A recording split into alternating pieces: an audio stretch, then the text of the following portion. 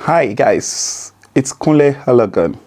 Today on K90 Show, we have an interesting topic to deal with, and we have an expert to deal with this topic for us. Today we are dealing with social services. For those that are in Africa, you may not understand. For the people in the UK, they understand better what it means to be involved with social services and your family, and what it means for your kids. I was reading through stats on the social services and the UK government's website. I understand that out of the 12 million children that are in England, we are talking of just England, not the entire UK, because we have other countries that constitute UK. Just in England alone, the 12 million kids that we have, out of these kids, we have about 400,000 of them under social care at the moment, meaning they are living under foster care. What does that mean? They are not living with their families. No parents want their kids taken away from them. So on that basis, we have an expert in the house who will dissect with us what it meant for us to be involved with social services and how parents get involved with social services. And a number of questions will be answered on this topic today. Welcome with me, Mr. Darrell Aus is the carer support advisor. Mr. Darrell, welcome to the K90 Show. Thank you so much. It's good to be here, and thank you for inviting me. Thank you so much for joining us. Let's start from the basis. Who is Mr. Darrell Aus? Can you introduce yourself better, please? Yes, certainly. Well, background is housing. Supported housing is my background. And I evolved into the care support network over a period of time, having to actually re-educate my thinking and going to university, because working in social housing was an area whereby you'd go in and out of people's homes, dealing with all sorts of mostly maintenance and rent issues. But there came a time whereby many people would ask us to do a bit more. So we gathered that housing wasn't just about bricks and mortar, but about also social issues concerning people's well-being and welfare, and how people become homeless on that level. So that evolved into social housing and hence into social care work. And from that day on, it's been no go moving towards helping others in social areas, not just about housing, but also other aspects of housing. How do people become homeless? Why the issues concerning homelessness? Why do families break down, and domestic violence, these sort of issues. So it was much more than just housing in that regards. Thank you so much. So let's get straight into it. Sure. A lot of people, when they hear social services, they are really scared. They are worried that they are coming to take over their kids from them, especially many families. What is the role of social services in the community? Initially, the role for social services is to help people in the community, those in need. And those in need where support is recognized and identified. But the stigma around taking away your children and intervening in the families, it's going back quite some way away from many years back. But however, that's not really the case. That's the last thing social services and care really want to do. However, if there's situations where they have no choice, then they would intervene with family situations. Wow, that's interesting. Just taking on that. You've just said that is the last thing the social services want to do, separating the kids from their families. Absolutely. So you're suggesting in a nutshell that it is when all options are explored and they could find that there's a risk for their child, and that is when they start thinking of separating their child from the family. Absolutely. So let's get straight into it. In that case, what are the offenses that the social services look for before they deem it fit to say this child is no longer safe with the family? Well, there's a variation of things really. It could stem from neglect. It could be neglect of a child, which is noticeable. Maybe the child is not being well cared for. There's signs and symptoms that the child may display, what brings concern, particularly around schools. Something might come up in schools where they recognize there's an area of concern. It could be how the child is coming to school unkempt, clothing is poor, not washed, not clean, or not eating. And there might be small complaints from the child themselves. May say things that raise concerns.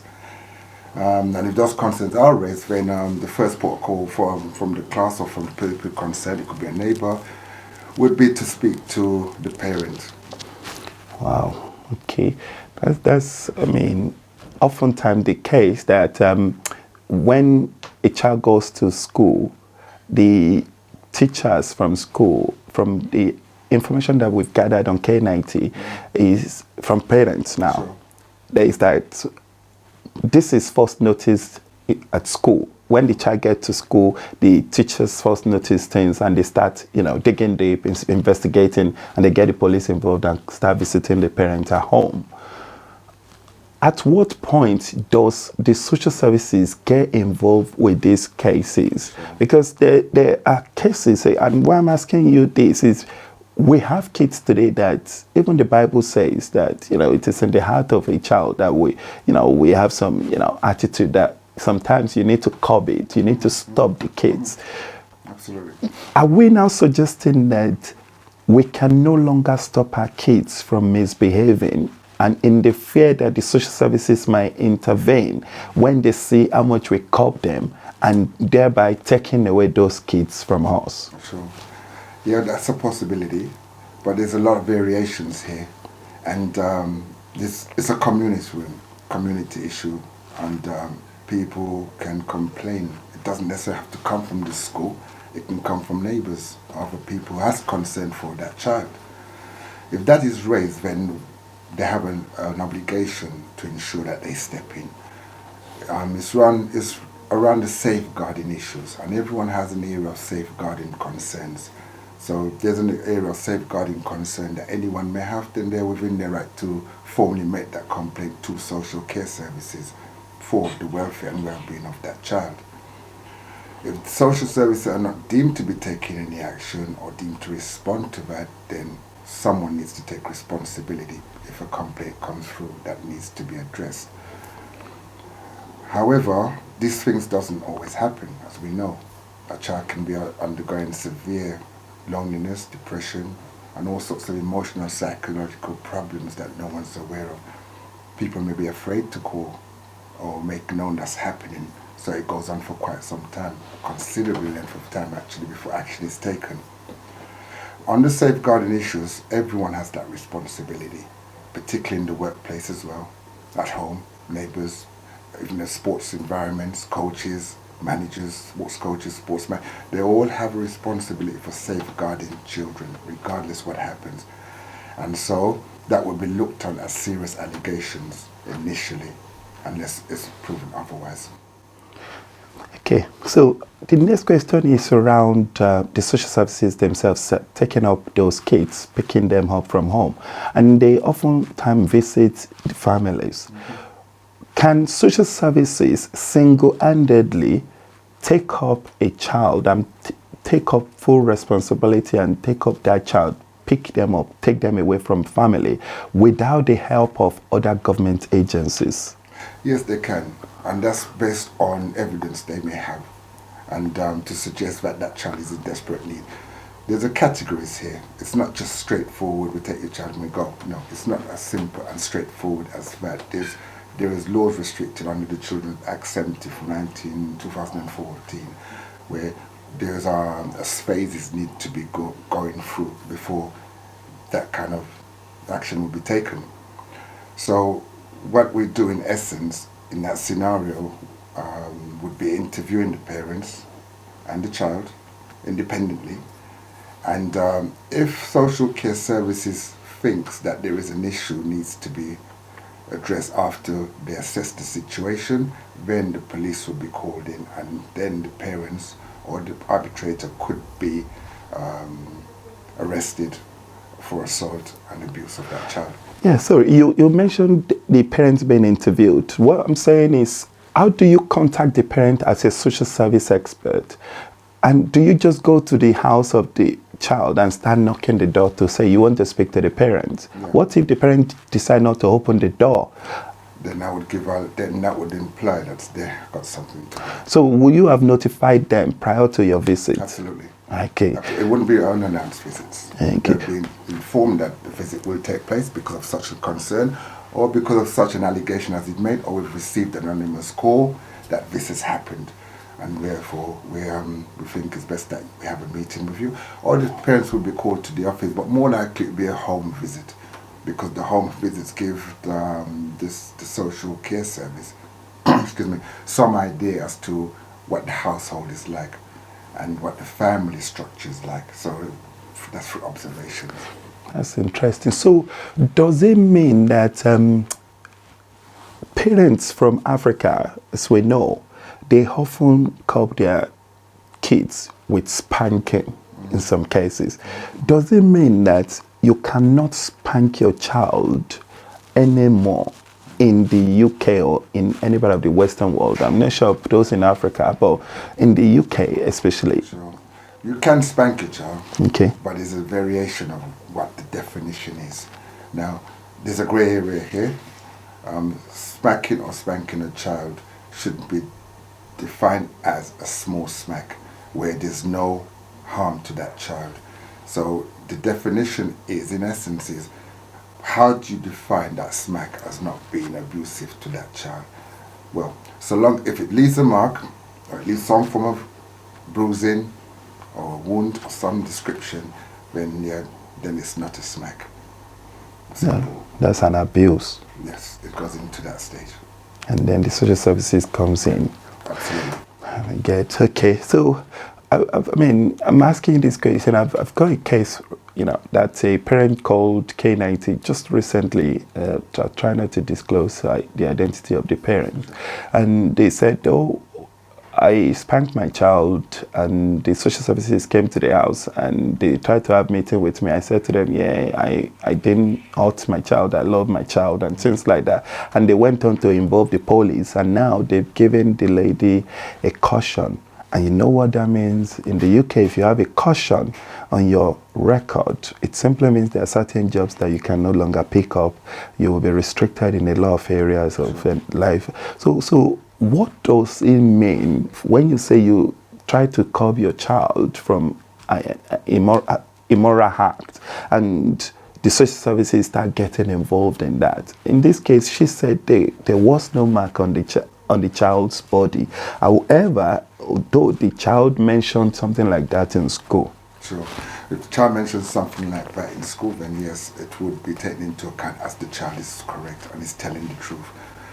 But also, as well as that, you find that in that situation, if the child has no marks at all to show that they've been hit really hard, then that shouldn't really happen. But having said that, social care services have a duty of care to exercise that law. And as I said, it is a very grey area because back in 2014 under the Children's Care Act, it was deemed that smacking or spanking a child at the time can give psychological or emotional effects on that child. And it was deemed as not working. It doesn't help, because a child can still offend or still misbehave after they've been beaten or slapped. So it didn't make any difference. So moving on and moving forward to where we are today, it's about working with that child, talking through it, any issues that they have, without having to resort to any form of hitting or spanking in any way. But as me personally, as a God-fearing person, and if I can say so scripturally, it does say not to withdraw the rod from the child. Yes, so it's in the Bible. Actually, yeah, absolutely. So a slight discipline is necessary. However, it depends on how the parent or the person caring for that child, depend on the limits, how far they can go. Thank you so much for explaining that. That is a lot clearer now. Another key thing that most parents don't know is when the social services get involved, that doesn't mean that that child will be taken away straight away. I still believe there are certain consultations, investigations, evidences that has to be presented. Absolutely. There has to be court cases. Can you talk us through the entire processes? Yeah, sure. The process is basically when as an area is raised, an issue is raised of concern, social services would come in. they would speak to parents. If they feel that after an assessment that there is a concern, then yes, the child will be monitored, or the family will be monitored under close supervision with regular contact from the social care services. They may have a social worker in order to do that. When we say close contact, does it mean they'll be visiting the house, they'll be calling the parents, Absolutely. and they'll be coming to the house oftentimes? Absolutely. Okay. So it'll be regular visits. Okay. It's a monitoring process. Okay.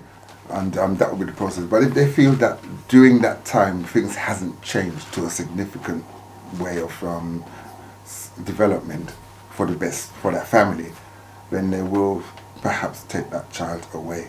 Now, in order to do that, they would go through a process, because first of all, the social services would feel there is room for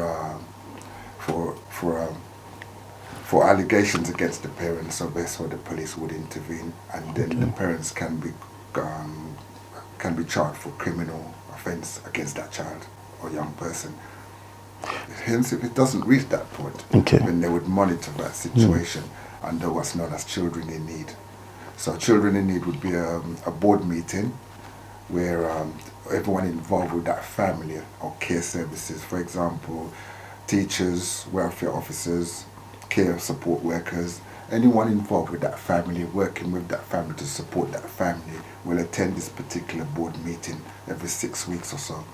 And they would give their input as to how they've seen the child develop and the family working together.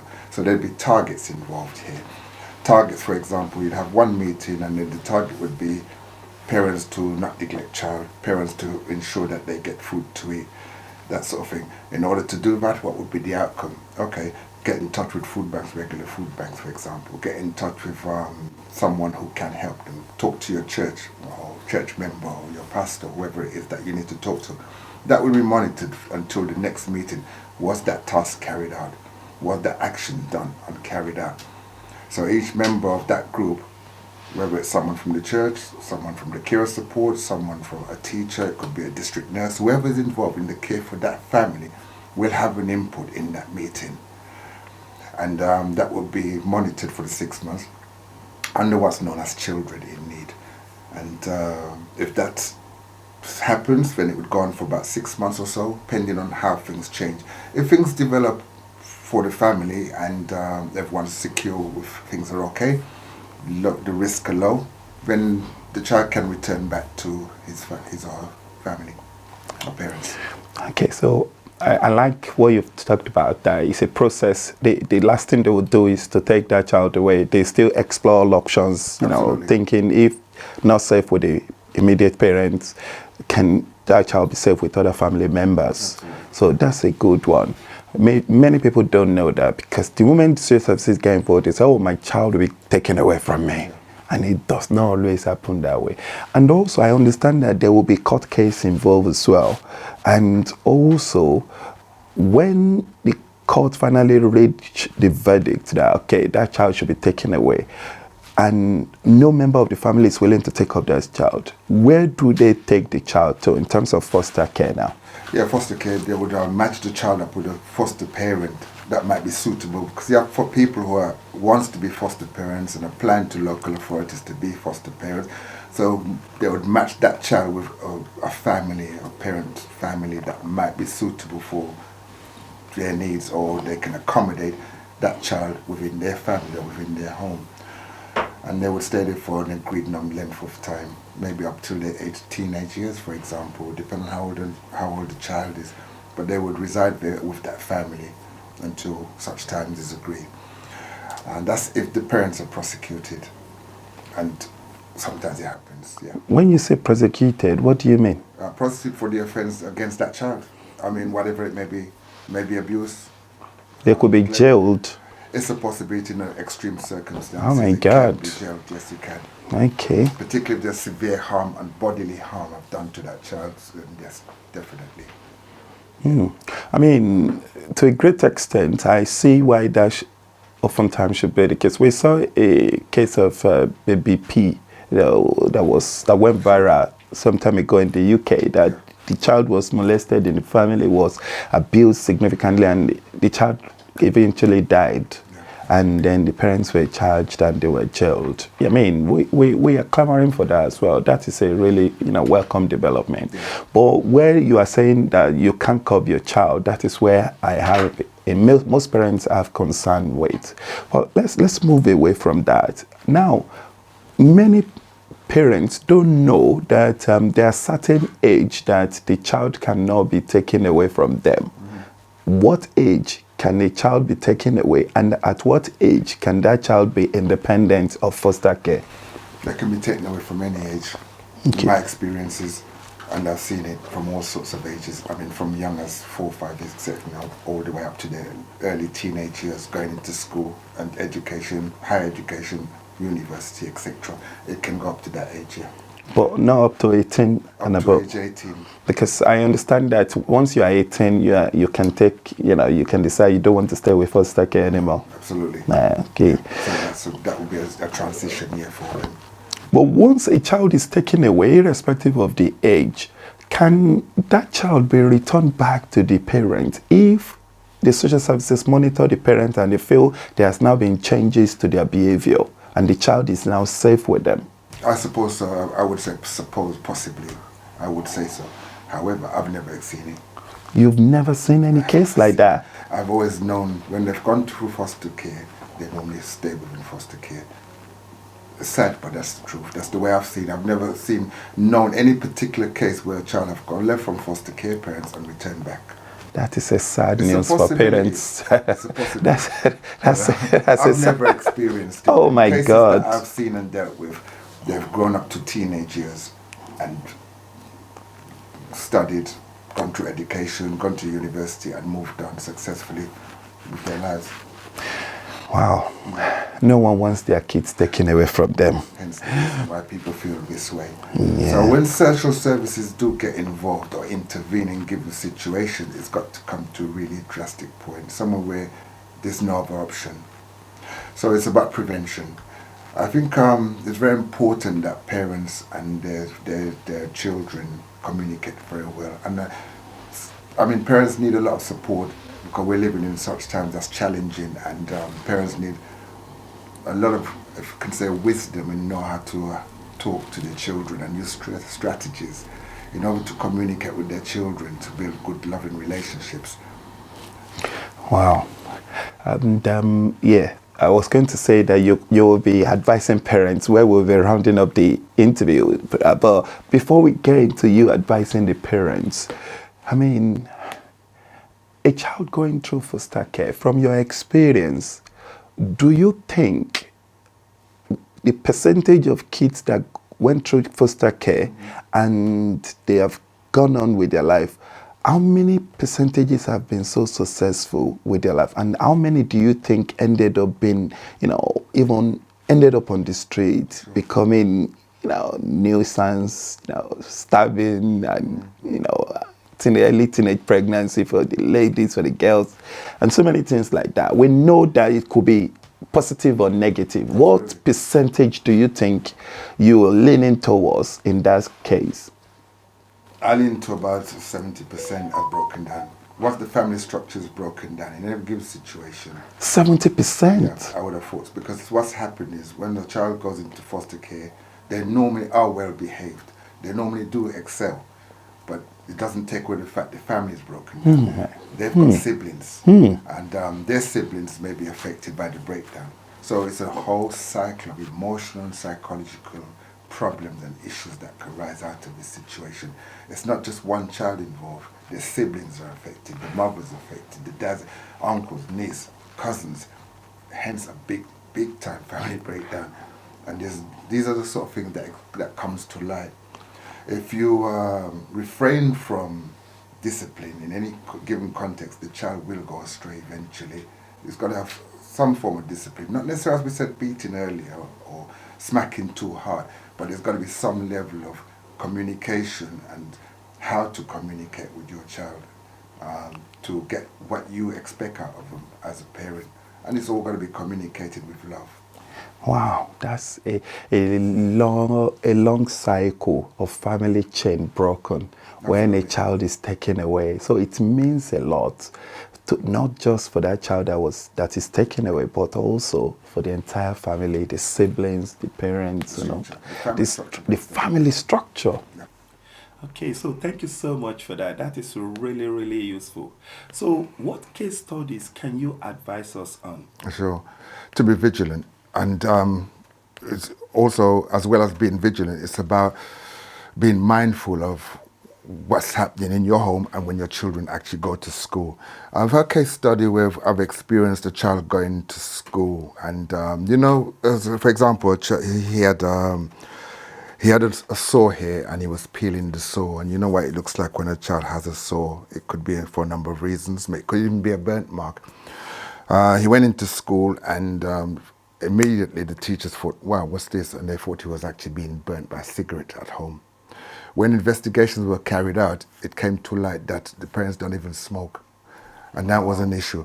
It wasn't such an issue that the child was actually interviewed and so on, and an assessment was carried out by the at the family home by the carers team, and that home was actually monitored. So that's why I said you got to be vigilant, be mindful of what your child is doing, and any injuries that they do have or come home with. Got to know where it's coming from. How did they get that injury? Because it could be misconstrued in other areas of safeguarding. So we got to be mindful of that. We have other instances whereby young children have been offensive as well. And it could be because mostly when the family breaks down, teenage children get on with their own stuff. They just get on with what they need to do and no one can really intervene on that. So there's no one to administer discipline in the home. So children go in and out when they come, and mothers on their own unable to cope. And there's one incident where it was in the school, a young person, is about 14, 15, abused a younger child who was about 8, 10 and 11. And it was a sexual abuse situation within the school. So the parents needed to get involved, and the children, both children's families had to get involved. And again, it becomes a whole spectrum of social care services involving the police. And then eventually, this 14, 15-year-old boy was actually detained and had to be put into a children's center and carry on the rest of his education. So these are the sort of things that could happen if you're not aware or be mindful of what your child is doing or what they're getting up to. But again, you've got to be doing that in a way where you yourself don't turn the abuser in trying to administer that discipline to your child. Wow, wow. So it is not only the parents that abuse a child, but oftentimes the older teenage kids in the school as well can abuse the younger ones Absolutely. in school. So parents need to be more vigilant as well, and making sure that those bruises or abuse or marks does not come from school. Absolutely. And that they take responsibility when social services start investigating. Yeah. Lastly, what advice do you have for parents? Yeah, for parents' advice, lastly, as I said earlier, is how they communicate with your children. Developing that trust as a parent. Parenting is not something that is trained, it's something that you have to develop. And you have to develop that with experience and character and patience. All the qualities that you need as a parent need to be exercised in caring for that child and young person. And that could include whether they make mistakes or not, you have to work with it. And try to negotiate with your children, not in ways that you've lost your power as a parent, but also giving them self-expression. They need self-expression in this time, a challenging time. If they don't get that, they will rebel. So it's about preventing that rebellion streak from the children. Personally speaking, I do not think children in this are really, really bad. I just think they need direction. That's my view. Good direction, talking to, trusting, able to trust adults in where they are at this moment. Adults don't always get it right. We know that as parents, we're not perfect, but I would suggest that you just try to be the best parent that you can. That's all you can do. And guide your child. Keep in touch with what they're doing, who their friends are. my children, when they were growing up, they went out quite a lot, but I was touching base with the family of the parents that they're involved with. So if they had a friend, I would be in communication. How are you today? Our Nathan's coming round, and this is the situation. Friend, when's he leaving your home? Okay, he's coming over. That communication is breaking down in our community. So as a result of that, we get children loitering on the streets, nowhere to go, nothing to do. And that's what's happening today. Darrell Aus, Carer Support Advisor. Thank you so much for joining K90 Show and dissecting this. For me personally, I've learned so much as well. I've got two lovely girls that clearly I have to monitor the way, they grow up and things like this. So to avoid all of these cases. So viewers, you have all heard it from the expert in Darrell Aus on the importance of establishing a social bond with your kids, with your children, making sure that you put them on the right path to success in life, not just spanking. Oftentimes, he made mention of something that struck me, something that not all the spanking translate to interpretation of you passing your message across successfully. Sometimes you just need to sit with that child and explain why they should not do what they have done, and they learn easily from it. Hopefully, you have all understood more. You've all gained more insight into the issue of social services in Western world. Many parents have, they've fallen victim. They've been worried about their kids being taken away from them oftentimes, but it is not always the case. Even when the social services visit your home, there are still ways you can prove your case before it goes to court. But one thing you cannot afford to do is for your child to be taken away from you. If you have not subscribed to K90 channel on YouTube, please kindly do so. Also, please don't forget to follow me on Facebook, Twitter, and Instagram. Thank you so much for joining this program. Bye for now.